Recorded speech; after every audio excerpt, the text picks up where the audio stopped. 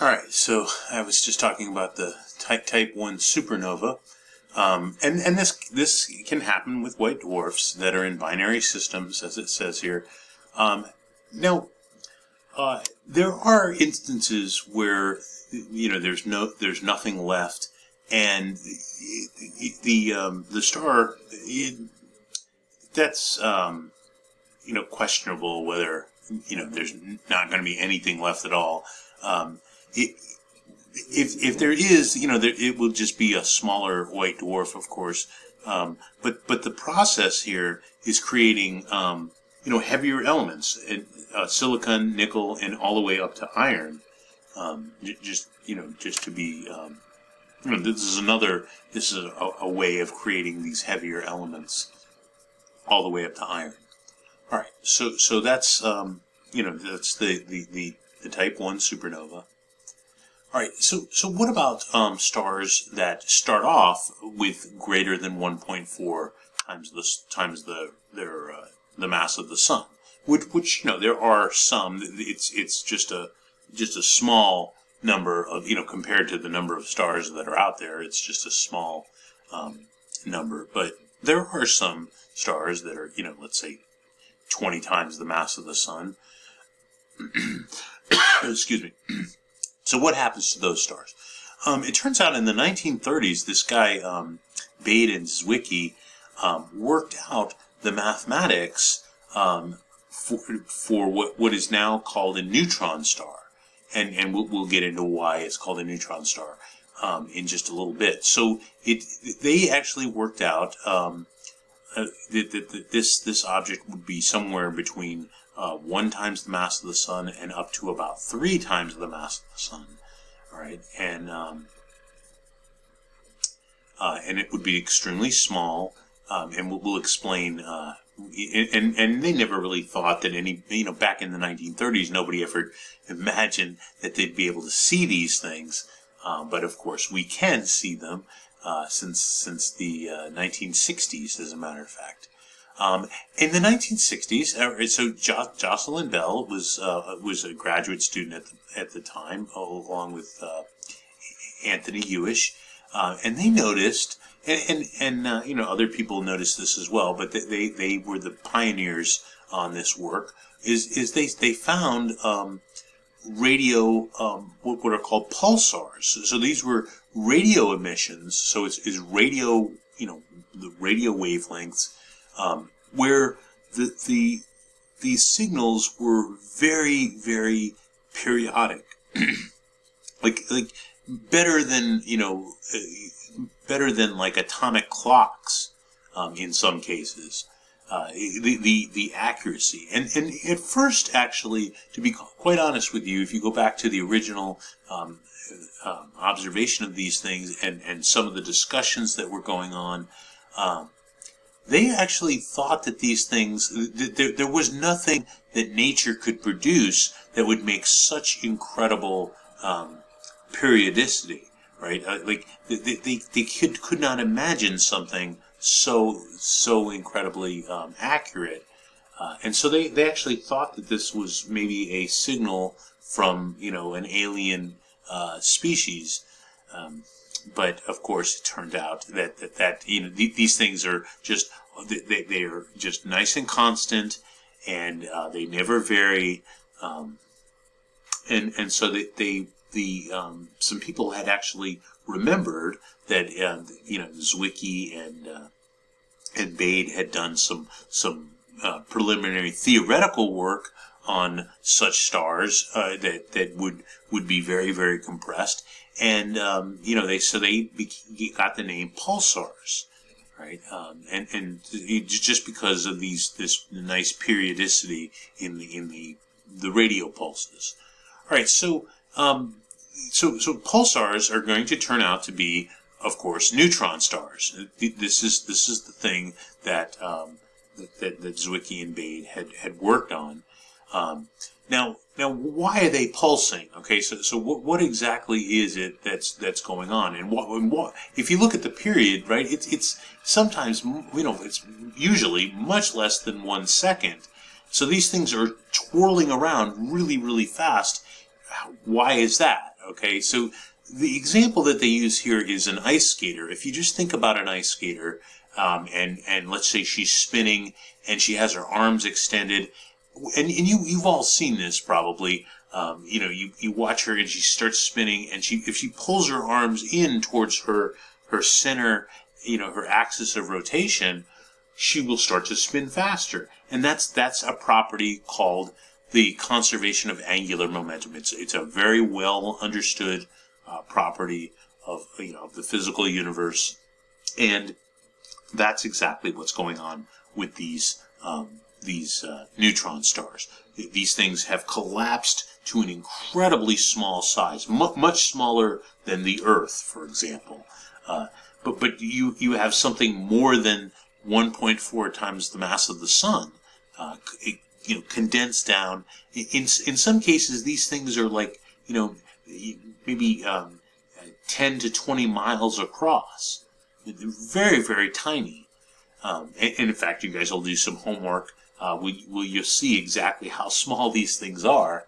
All right, so there's the conservation of angular momentum. This is why this thing, shrinks down to a very, very the conservation of angular momentum tells us why these things are rotating so quickly. Now, what we're actually seeing is the magnetic fields are whipping around, right? Let's say the magnetic fields are whipping around, and you have charged particles that are trapped in the magnetic fields, electrons or protons. It doesn't really matter what. But as these things whirl around with incredibly fast, they are producing radio waves. I mean, that's exactly how you produce radio waves, right? It's you charge particles in a magnetic field will definitely produce radio waves, and since these things are rotating around, and they're not always rotating in our direction, this is basically what we're seeing with these pulsars. The pulses are kind of a lighthouse effect, right? If you think about it, think about a lighthouse for a second. A lighthouse is always on, right? But the beam of light is turning, is rotating around 360 degrees, and so it's not always facing you. Let's see, there should be a nice picture of this. Oh, and the other thing is, I should point this out before we move on, is this is not the pulses are non-thermal radiation. Also known as synchrotron radiation. That's just the technical name for it. But this is different than black body radiation. So it looks different, right? There's no peak wavelength for these things the way we have for ordinary stars. Remember, this is a dead star. So this is the lighthouse effect that I was mentioning, or there's a nice little picture of a lighthouse. So only when the lighthouse is the light is in your direction do you see the pulse, and that's exactly what's going on with pulsars, right? So these things they're rotating around, the magnetic fields are rotating around, and that's causing these pulses to arrive on the Earth, many times per second. All right, so we do actually that this is we have actually measured this that it says consequently neutron stars should be slowing down with age, and this is observed. It's very slow though. Like they don't slow down.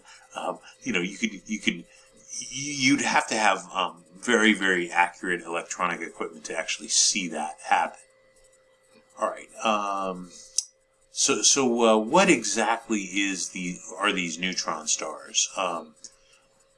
So here, let's go forward. Did we already explain it? Sorry, I was looking for what exactly. So this is again, this is the radius of these things is roughly 6 miles. It can be a little bit more. And really, what's happening is. We think that these things have this superfluidity property inside of them, but what? Let's see. does it say what? All right. So you remember how I said in the 1960s we saw the pulsars, and of course we found out that those are actually rotating neutron stars. The neutron stars themselves are also emitting X-rays, and in binary systems, as it says here, and we can actually measure those. We can measure those X-rays nowadays. X-rays don't penetrate the atmosphere very well, so we had to wait, until the 1980s and the 1990s to have telescopes put into orbit that could actually measure X-ray radiation. So let's see. So there are even pulsars that only take milliseconds to rotate around. They generally have what's called an accretion disk. This is just matter. The accretion disk is matter that is surrounding the neutron star, and it as it rotates, it gets very, very hot. In fact, that's sometimes thought to be the source of the X-rays. All right, so oh man, so what? I did not think that I thought I had this. Did I miss it? So, sorry, let me go back here just a little bit. All right, so remember how we... All right, so what... Let me go forward, sorry. So let me explain what a neutron star is, okay? Basically, here, we might as well stop right here and talk about it for a little bit. So remember, we talked about the fact that Chandrasekhar had worked out the mathematics that a star up to 1.4 times the mass of the sun or less could push back against gravity. So what happens if you had more than 1.4 times the mass of the sun? So it turns out that what happens then becomes a nuclear process. The electrons in the atoms, the electrons are always associated with atoms, or usually associated with atoms. In a neutron star, what happens is gravity gets so strong that the electrons overcome that electron degeneracy pressure and literally get squeezed into the nucleus, which is, of course, a nuclear event. And what happens is the electrons and the protons, which are opposite charges, will join in a as I said, or in a nuclear event called reverse beta decay, but that doesn't really matter what it's called. Anyhow, and the electrons and the protons will become neutrons, and that's why it's called a neutron star. So this is literally a whole bunch of neutrons in a really, really small region of space. All right. So now what is it that pushes back? Right. I mean, we had electron degeneracy pressure. It turns out that neutrons have an even greater degeneracy pressure, up to about 3 times the mass of the sun. Right. So if you have a star that is up to 3 times the mass of the sun, or really not a star, but what's happened after the supernova explosion, right? If what remains after the supernova explosion is less than 3 times the mass of the sun, but greater than 1.4 times the mass of the sun, then the star will stabilize. Gravity will squeeze inward, but the neutron degeneracy pressure will push backwards and can hold up the star, the dead star. All right, and then let me see, how much time do I have left here? Just a little bit of time. I can only do these in 15-minute sessions, and then I got to go to the next one. The next one, of course, is greater than 3 times the mass of the sun, and that is a black hole. That's when a star becomes a black hole. Nothing can hold it up. Gravity wins. That's the ultimate win for gravitation.